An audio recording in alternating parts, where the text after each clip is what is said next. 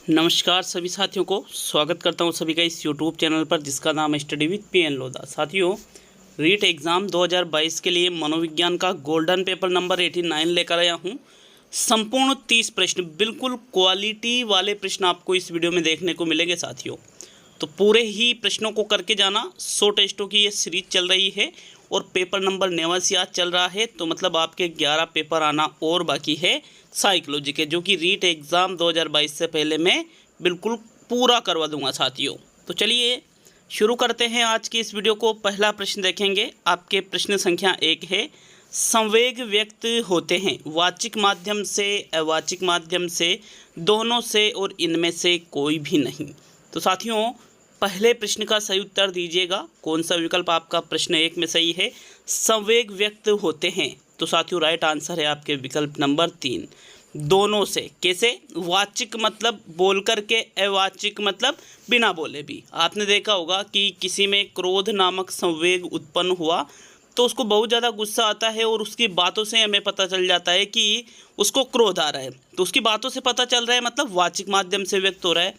अवाचिक माध्यम से मतलब जैसे मान लीजिए कोई व्यक्ति है, किसी चीज़ को देखकर डर गया, उसके मुख मुद्रा को देखकर हम उससे ये कह सकते हैं, उससे पूछ सकते हैं कि भाई क्या हुआ, इतना क्यों डरा हुआ है। तो मतलब बिना बोले भी हो रहा है व्यक्त। तो अवाचिक और वाचिक दोनों ही माध्यमों से संवेग व्यक्त होते हैं। इसीलिए तीसरा विकल्प पहले प्रश्न में सही है। नेक्स्ट प्रश्न नंबर 2 की ओर बढ़ेंगे। दूसरा प्रश्न है आपके, समायोजन व्यक्ति और उसके वातावरण में असंतुलन का उल्लेख करता है। यह परिभाषा किसने दी है? बोरिंग ने, आलपोर्ट ने, गुड ने और गेट्स व अन्य ने। तो साथियों, समायोजन से संबंधित ये जो परिभाषा दी गई है, यह गेट्स व अन्य के द्वारा दी गई है। चौथा विकल्प आपके दूसरे प्रश्न में सही है। नेक्स्ट प्रश्न संख्या 3 की ओर बढ़ेंगे। तीसरा प्रश्न देखते हैं, चिंतन की विशेषता नहीं है। चिंतन लक्ष्य निर्देशित होता है। चिंतन में विचारों का संगठन होता है। चिंतन एक आंतरिक मानसिक प्रक्रिया है और चिंतन हमारे पूर्व ज्ञान की अपेक्षा नवीन ज्ञान पर निर्भर करता है।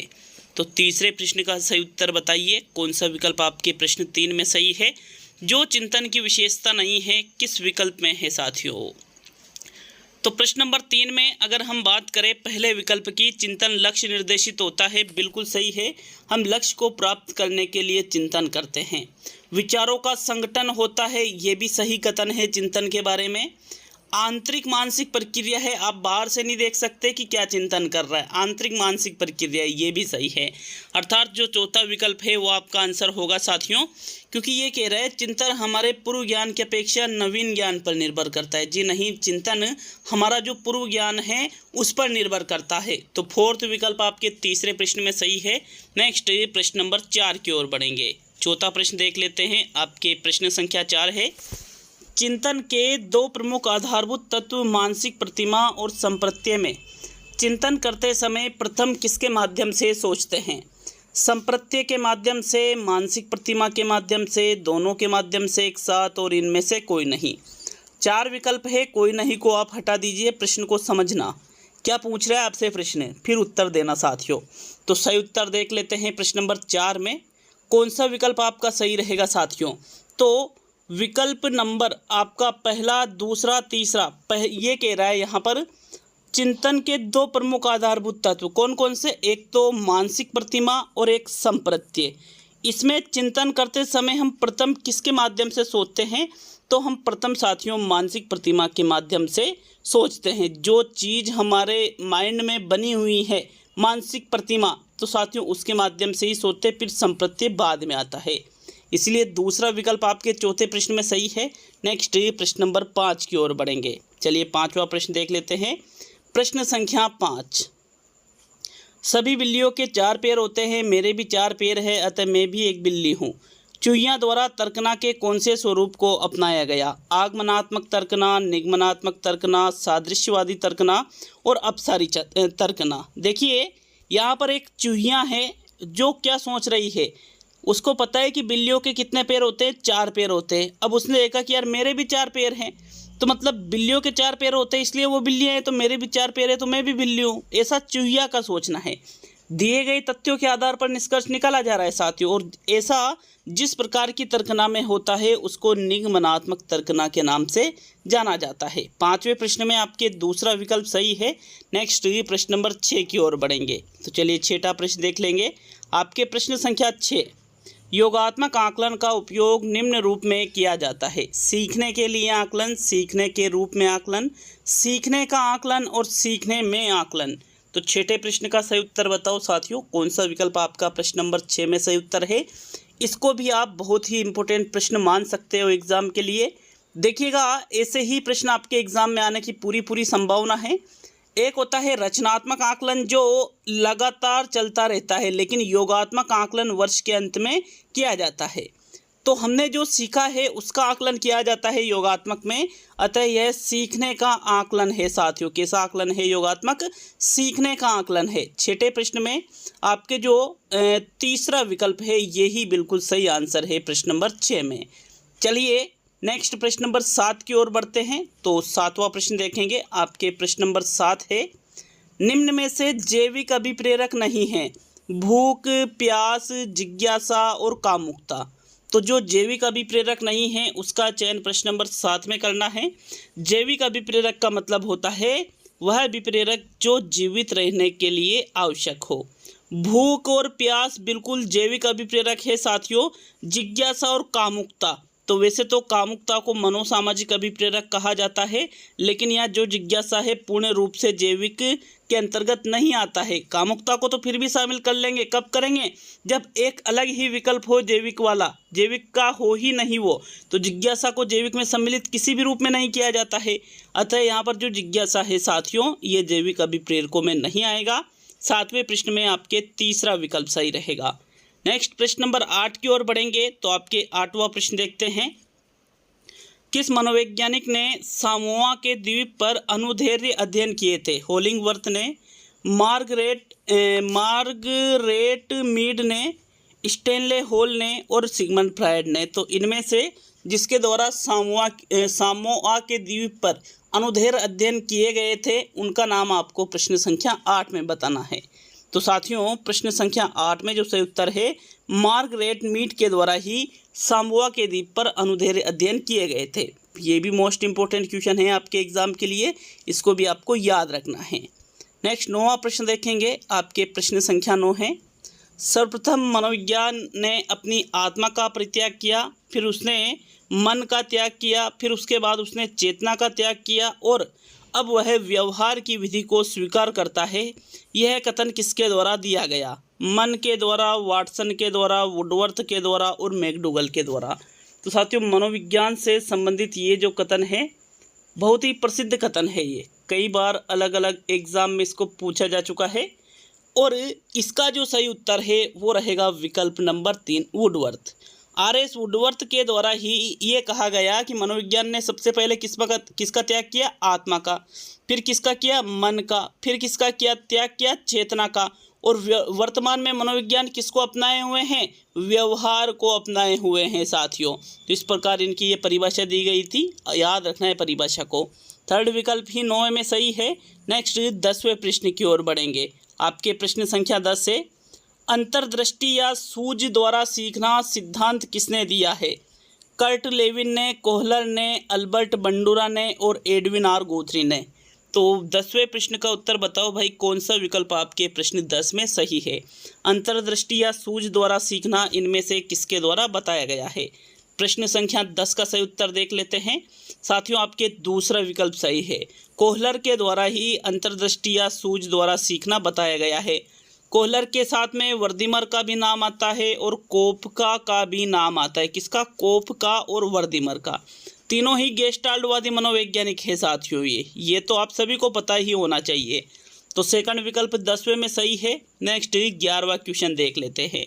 आपके प्रश्न संख्या 11 है मित्रों, वाइगोस्की बच्चों के सीखने में निम्न में से किस कारक को महत्वपूर्ण मानते हैं?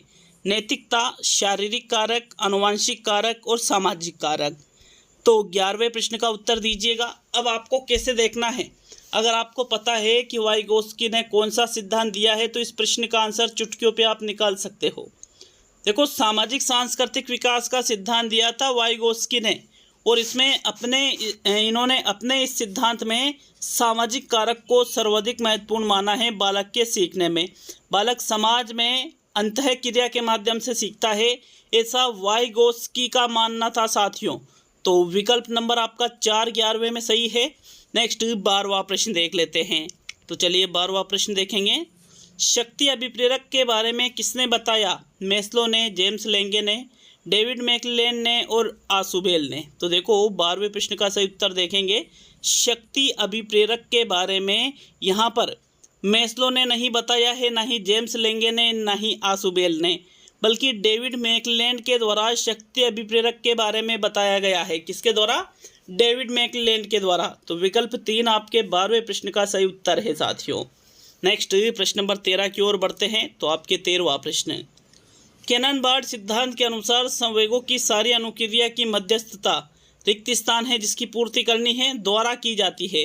चेतक के द्वारा, अधश्चेतक के द्वारा, उपवलकुटीय तंत्र के द्वारा और वलकुट तंत्र के द्वारा।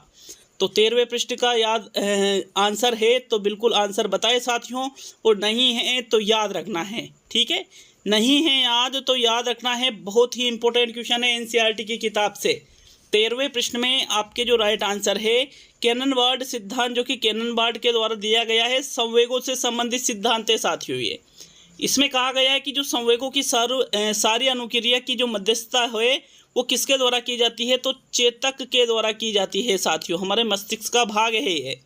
विकल्प 1 आपके 13वें में सही है। नेक्स्ट 14वां प्रश्न देखेंगे। आपके प्रश्न नंबर 14 है, किसी विशेष लक्ष्य की ओर निर्दिष्ट सतत व्यवहार की प्रक्रिया जो किन्हीं अंतर्निहित शक्तियों का नतीजा होती है को कहा जाता है? आवश्यकता, उपलब्धि, अभिप्रेरणा और अवधान। 14वें प्रश्न का सही उत्तर बताओ। कौन सा विकल्प आपके प्रश्न 14 में सही है? विशेष लक्ष्य की ओर निर्दिष्ट सतत व्यवहार की प्रक्रिया जो किसका परिणाम है? अंतर्निहित शक्तियों का। तो साथियों उसको अवधान, आवश्यकता या उपलब्धि नहीं कहेंगे, बल्कि उसको अभिप्रेरणा कहा जाता है। कैसे कहा जाएगा कि हम लक्ष्य की प्राप्ति के लिए यदि एक सतत व्यवहार, लगातार व्यवहार करते जाते हैं और वो हमारी आंतरिक शक्तियों का नतीजा है, अंतर्निहित का, तो साथियों वो अभिप्रेरणा ही कहलाएगा। अभिप्रेरणा सीखने का राजमार्ग भी कहलाता है। विकल्प 3 आपके 13वें प्रश्न में सही है। नेक्स्ट प्रश्न संख्या 14 की ओर बढ़ेंगे। 13वें में क्या, सॉरी 14वां ही प्रश्न है ये। तो 15वें प्रश्न की ओर बढ़ेंगे फिर तो चलिए 15वां प्रश्न देखेंगे। 14वें में आपके थर्ड विकल्प सही है। आपके प्रश्न संख्या 15, प्रश्न 15 है, निम्न में से कौन सा संवेग विध्यात्मक संवेगों में नहीं आता है? भरोसा, हर्ष, आशावाद और भय। तो विध्यात्मक क्या यहाँ पर रागात्मक होना चाहिए, रागात्मक संवेगों में नहीं आता है। टाइपिंग मिस्टेक की वजह से ऐसा हुआ है साथियों। रागात्मक संवेगों में जो नहीं आता है भरोसा, हर्ष और आशावाद, तीनों ही यहाँ पर रागात्मक संवेगों में आते हैं, लेकिन जो भय है ये विध्यात्मक में आता है। रागात्मक मतलब वह संवेग जिनसे हमें प्रसन्नता होती है, जिनसे हमें सुख की अनुभूति होती है साथियों। और जो विध्यात्मक संवेग होते हैं इससे हमें डर लगता है, भय की अनुभूति होती है, दुख होता है साथियों। तो विकल्प 4 आपके प्रश्न 15 में सही है, लेकिन यहाँ क्या आएगा? रागात्मक आएगा। याद रखिएगा इस चीज़ को। तो चलिए 16वें प्रश्न की ओर बढ़ेंगे। आपके 16वां प्रश्न क्या पूछ रहा है? प्रश्न संख्या 16 है, नए अधिगम पर पूर्व अधिगम के प्रभाव को कहा जाता है? अधिगम अंतरण, अधिगम की अशक्तता, अधिगम का पठार और इनमें से सभी। 16वें प्रश्न का उत्तर बताओ भाई। नए अधिगम पर पूर्व अधिगम के प्रभाव को क्या कहते हैं? तो साथियों नए अधिगम मतलब जो नई चीज़ हम सीख रहे हैं पर उस पर पूर्व अधिगम जो पहले हमने सीखी हुई है के प्रभाव को तो क्या कहा जाता है? अधिगम अंतरण या अधिगम का स्थानांतरण कहा जाता है साथियों। एक क्षेत्र से दूसरे क्षेत्र में, ठीक है, चाहे वो सकारात्मक भी हो सकता है, नकारात्मक भी हो सकता है, इसको आप धनात्मक और ऋणात्मक भी कह सकते हैं, और शून्य स्थानांतरण भी हो सकता है। तो 3 प्रकार से अधिगम अंतरण होता है। विकल्प 1 ही आपके 16वें प्रश्न में सही है। नेक्स्ट प्रश्न संख्या 17 की ओर बढ़ेंगे। तो चलिए 17वां प्रश्न देखेंगे। आपके प्रश्न नंबर 17 है, समायोजन की प्रक्रिया है, स्थिर है, गत्यात्मक है, दोनों हैं और इनमें से कोई भी नहीं। 17वें प्रश्न का सही उत्तर बताओ। कौन सा विकल्प आपका प्रश्न 17 में सही है। साथियों, समायोजन की प्रक्रिया स्थिर नहीं होती है, बल्कि समायोजन की प्रक्रिया कैसी होती है? गत्यात्मक होती है। गत्यात्मक मतलब लगातार चलने वाली, क्योंकि समायोजन हमें हर जगह करना पड़ता है। अतः दूसरा ही विकल्प आपके 17वें प्रश्न में सही है। नेक्स्ट 18वें प्रश्न को देखेंगे। दोनों और कोई नहीं वाला भी आपका आंसर नहीं होगा। तो चलिए 18वां प्रश्न क्या पूछ रहा है। बुद्धि के संबंध में असत्य कथन है। कथन आप देखिएगा। बुद्धि की मदद से व्यक्ति उद्देश्यपूर्ण क्रिया करता है। कम बुद्धि वाला व्यक्ति विवेकपूर्ण चिंतन करता है। बुद्धि कई क्षमताओं का योग है और बुद्धि की मदद से व्यक्ति वातावरण के साथ अच्छे से अनुकूलन करता है। तो जो असत्य कथन आपको प्रश्न संख्या 18 में लग रहा है उसका चयन आपको करना है। साथियों, बताइए 18वें प्रश्न में आपके कौन सा विकल्प सही रहेगा। पहला सही रहेगा, दूसरा रहेगा, तीसरा रहेगा या चौथा। एक और चीज़, असत्य कथन देखना है आपको 18वें प्रश्न में। तो साथियों 18वां प्रश्न जो है इसका विकल्प नंबर जो 2 है यह आपका एक असत्य कथन है। अतः यही आपका सही उत्तर है, क्योंकि कम बुद्धि वाला व्यक्ति विवेकपूर्ण नहीं अविवेकपूर्ण चिंतन करता है। विकल्प 2 आपका असत्य कथन है, इसीलिए 18वें प्रश्न का यही उत्तर होगा। बाकी पहला कथन, तीसरा कथन और चौथा कथन कई क्षमताओं का योग बुद्धि होती है।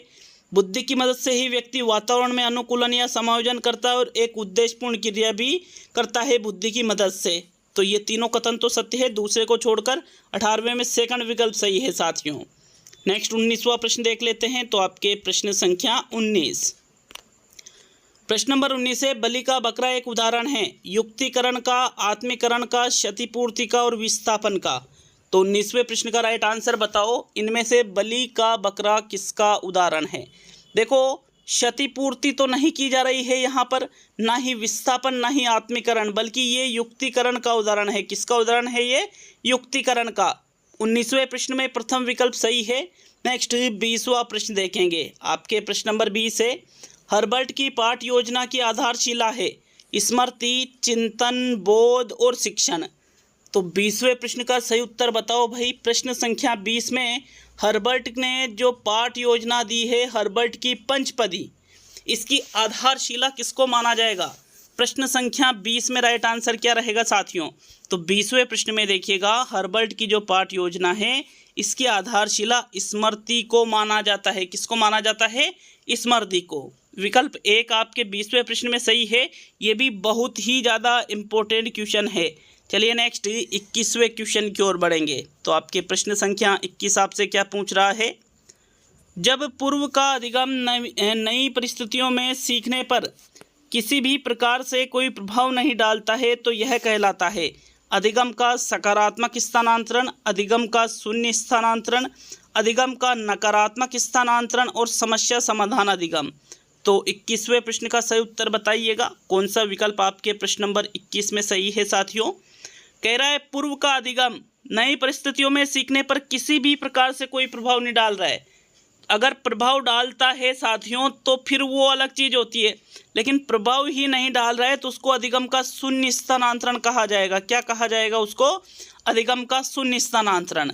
अगर यहाँ पर प्रभाव डालने में भी सकारात्मक है तो उसको सकारात्मक स्थानांतरण, या धनात्मक है या मदद करता है तो सकारात्मक, नुकसान पहुंचाता है, बाधा पहुंचाता है तो फिर उसको नकारात्मक स्थानांतरण कहेंगे। विकल्प 2 आपके प्रश्न 21 में सही है। नेक्स्ट 22वां प्रश्न देखेंगे। आपके प्रश्न संख्या 22 है।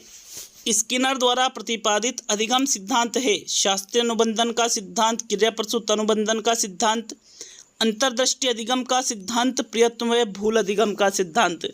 तो इनमें से स्किनर द्वारा प्रतिपादित जो अधिगम सिद्धांत है उसका चयन आपको प्रश्न संख्या 22 में करना है। बताइएगा 22वें प्रश्न का कौन सा विकल्प आपका सही है। साथियों स्किनर ने जो अधिगम सिद्धांत दिया है सभी को पता होना चाहिए। कौन सा सिद्धांत दिया है? क्रिया प्रसूत अनुबंधन का सिद्धांत B.F. स्किनर के द्वारा ही दिया गया है। शास्त्रीय अनुबंधन का किसने दिया है ये भी आपको पता होना चाहिए, तो ये पावलोव के द्वारा दिया गया है। अंतर्दृष्टि अधिगम किसके द्वारा दिया गया है? तो कोहलर, कोपका और वर्दीमर के द्वारा ये दिया गया है। प्रयत्न व भूल अधिगम का सिद्धांत किसने दिया? तो ये थॉर्नडाइक के द्वारा दिया गया है। किसके द्वारा?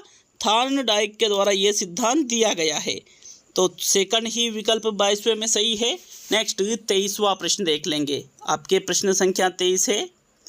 मानवीय विकास के संबंध में कौन सा कथन गलत है? विकास रेखीय होता है, विकास पूर्वानुमेय होता है, विकास निरंतर होने वाली प्रक्रिया है और विकास सामान्य से विशिष्ट की ओर चलता है। तो बताओ भाई, मानव विकास के संबंध में जो कथन आपको गलत लग रहा है वो किस विकल्प में दे रखा है? 23 में। साथियों, अगर हम बात करें तो विकास रेखीय होता है, क्या ऐसा है? जी नहीं, विकास रेखीय नहीं होता है साथियों, बल्कि विकास तो वर्तुलाकार होता है। कैसा होता है? वर्तुलाकार होता है। तो ये कथन गलत है, तो आपको गलत ही देखना था, मतलब ये आपका आंसर होना चाहिए। दूसरा कह रहा है पूर्वानुमेय होता है, बिल्कुल विकास का पूर्वानुमान लगाया जा सकता है, ये कथन सत्य है। निरंतर होने वाली प्रक्रिया है, बिल्कुल ये भी कथन सत्य है, जब तक व्यक्ति की मृत्यु नहीं हो जाती विकास होता रहता है। विकास सामान्य से विशिष्ट की ओर चलता है, बिल्कुल सत्य कथन है साथियों, क्योंकि सामान्य से पहले बालक में सामान्य गुण विकसित होंगे। जैसे पहले बालक पूरे हाथ को किसी चीज़ को उठाने के लिए प्रयोग करेगा, लेकिन धीरे धीरे उनमें विशिष्टता आएगी और वह उंगलियों के प्रयोग से किसी चीज़ को उठाने में सक्षम हो जाएगा। तो ये तीनों ही कथन सत्य है प्रथम कथन को छोड़कर, और आपको असत्य देखना था तो प्रथम कथन असत्य है। विकल्प 1 आपके 23 का सही उत्तर होगा। नेक्स्ट 24 पे आएंगे, तो चलिए 24वां प्रश्न देखेंगे। आपके प्रश्न नंबर 24 है, जब एक ही विषय के विकास का अध्ययन अधिक या समयावधि तक किया जाता है, अधिक समयावधि तक किया जाता है, तो इस अध्ययन को कहते हैं जीवन वृत्तांत अध्ययन, सर्वे अध्ययन, अनुप्रस्थ काट अध्ययन और अनुधैर्य अध्ययन। 24 का सही उत्तर बताओ भाई, 24 में आपके कौन सा विकल्प सही है? साथियों, 24वें प्रश्न में देखिए, एक ही विषय के विकास का अध्ययन अधिक समय तक किया जाता है, तो उसको अनुधैर्य अध्ययन के नाम से जाना जाता है। किस नाम से जाना जाता है? अनुधैर्य अध्ययन के नाम से। बहुत ही इंपॉर्टेंट क्वेश्चन है ये भी। चलिए नेक्स्ट प्रश्न नंबर 25 को देखेंगे। आपके 25वां प्रश्न क्या है साथियों? निम्न में से कौन सा व्यक्तित्व का जैविक निर्धारक है? आनुवांशिक प्रभाव, जन्म क्रम, आकांक्षी स्तर और सामाजिक आर्थिक स्तर। तो जो व्यक्तित्व का जैविक निर्धारक है उसका चयन प्रश्न नंबर 25 में करना है। बताओ 25वें प्रश्न का सही उत्तर क्या रहेगा?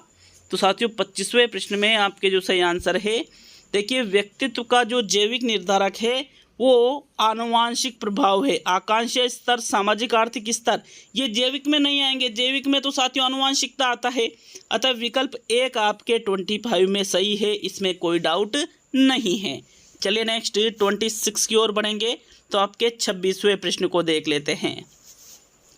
संकेत अधिगम के अंतर्गत निम्नलिखित सीखा जाता है? मनोविज्ञान सीखा जाता है, पारंपरिक अनुकूलन सीखा जाता है, वातावरण सीखा जाता है और मनोदैहिक सीखा जाता है। 26 का सही उत्तर बताओ भाई, क्या रहेगा आपके 26 में सही आंसर? साथियों, 26वें प्रश्न में जो संकेत अधिगम है इसमें पारंपरिक अनुकूलन सीखा जाता है। संकेत, सिग्नल लर्निंग जिसको कहते हैं साथियों इंग्लिश में। तो पावलोव ने इस प्रकार का सीखना बताया था। किसने बताया था? पावलोव ने।